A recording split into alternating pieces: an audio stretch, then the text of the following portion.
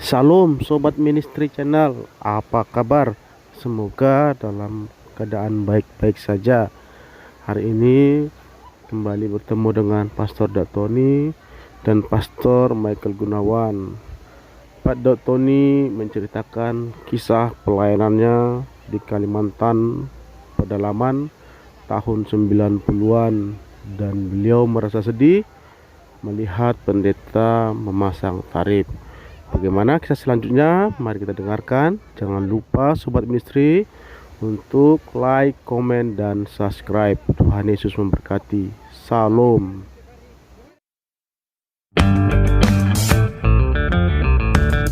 Pernah suatu kali, Michael ya, Ya, saya jarang cerita tentang hal ini.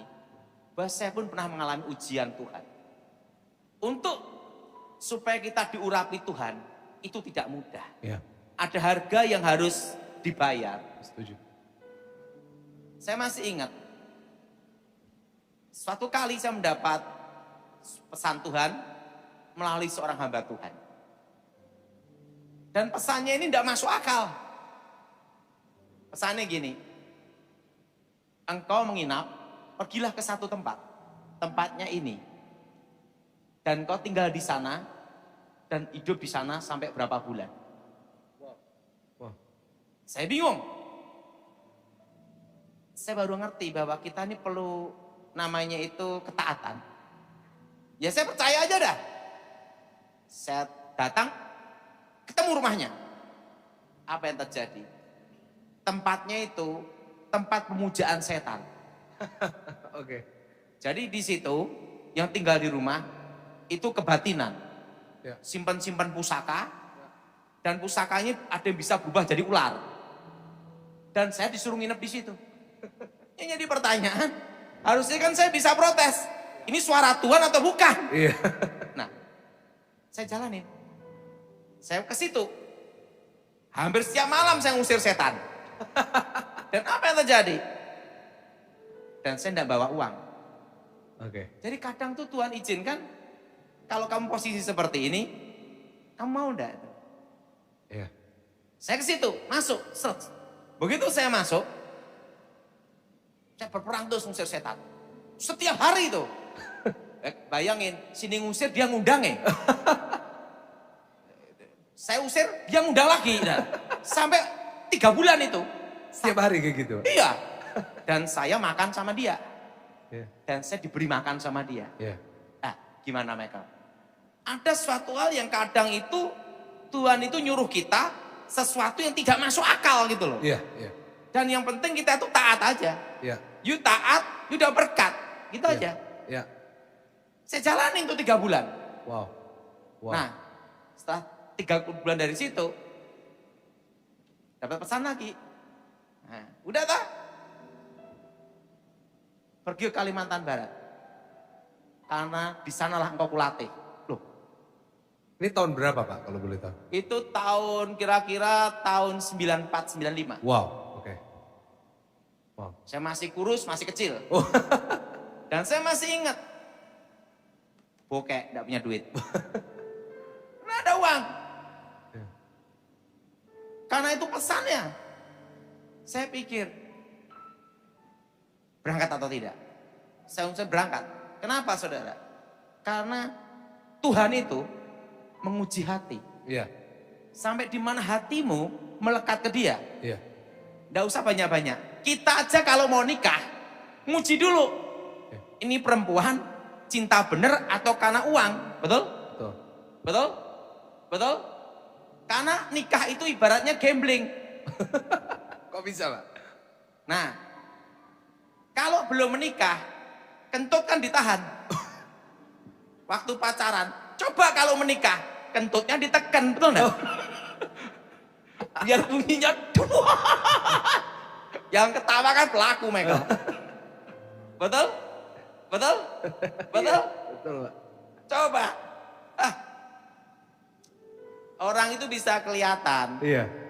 Itu nikah setahun atau 15 tahun tuh kelihatan. Gimana? Gimana taunya? Kalau setahun, nah itu pasti bergandengan tangan. Iya.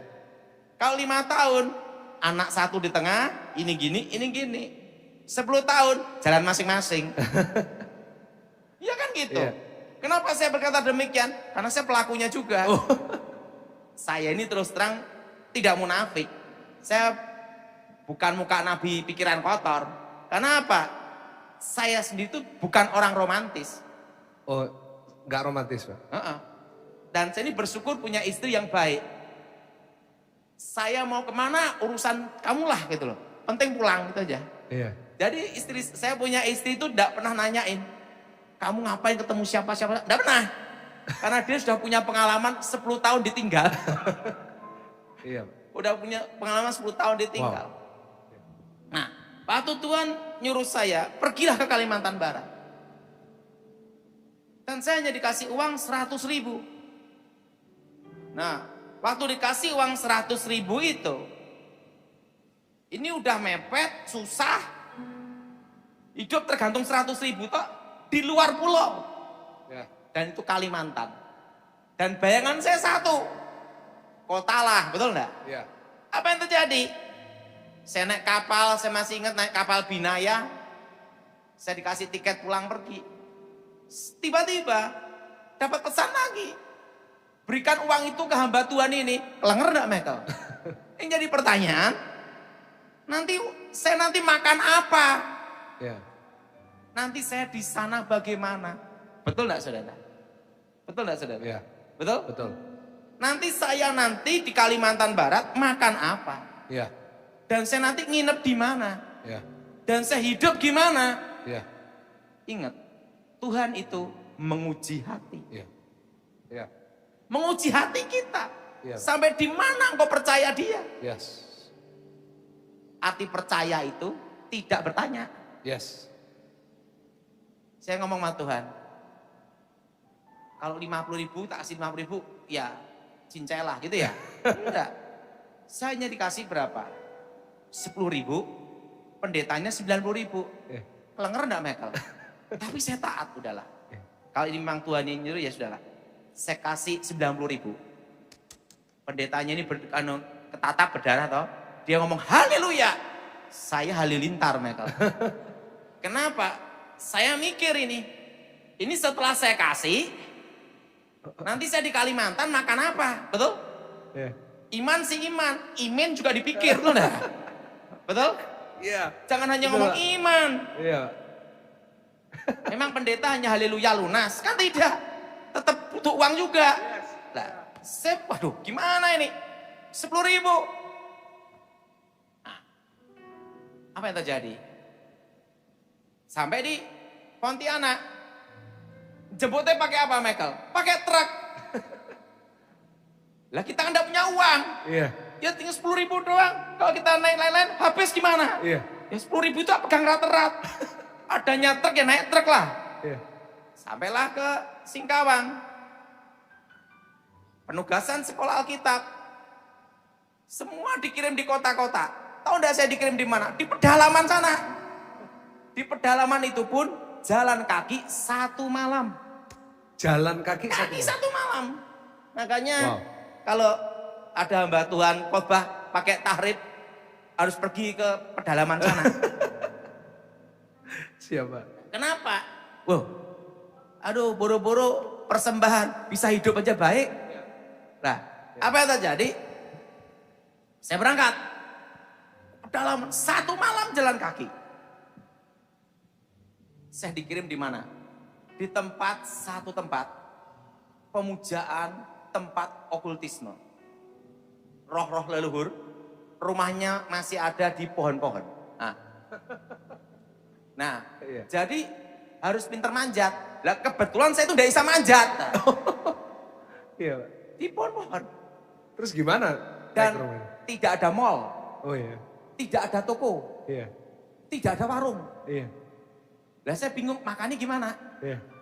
Nah, pagi-pagi saya nyampe langsung baju nyari ini di parit-parit kecil, sungai-sungai kecil itu untuk makan. Nah, di situ hidup susah. Uang 10.000 saya pegang. Nah, tapi tiba-tiba Tuhan beritahu Iya. bahwa Tuhan menguji apa? Hati. Hati. Yes. Ya, dalam kondisi seperti itu, kamu bersyukur tidak? Ya. Kalau Tuhan perintahkan seperti itu, kamu berangkat enggak? Ya. Ingat waktu Abraham disuruh sama Tuhan, Ya. persembahkan anakmu, Ishak. Ya. Langsung dia berangkat. Ya. Stres enggak Ishak? Ya pasti stres. Iya. Kalau enggak stres kan sarno, sarape keno, betul enggak? Wong anaknya dikorbankan, Iya. betul enggak? Iya. Tapi dia tidak bertanya, kenapa Tuhan mau ngasih anak saya? Iya. Enggak. Dia berangkat aja. Tapi Tuhan menyediakan. Wow. Nah, di situ udah hidup susah. Dikirim mandor terbang lagi. Mandau terbang. Mandor terbang. Saya doa demi nama Yesus, jatuh. Ya. Nah, hari Minggu udah hidup susah. Saya masih ingat kebaktian itu. Saya yang khotbah, saya mimpin pujian. Dari saya untuk saya. Loh kenapa? Wong jemaatnya satu doang. Jemaatnya satu aja. Makanya saya kadang sedih. Kalau ada penyanyi rohani atau pengkhotbah yang pakai tarif, pakai uang gitu. Ah, sedih. Kenapa? Itu belum pernah dikirim ke Kalimantan. Kasih pedalaman Iya, sana. iya. Kenapa? Tuhan itu menguji hati. Ya. Benar. Pelayanan itu adalah anugerah. Yes.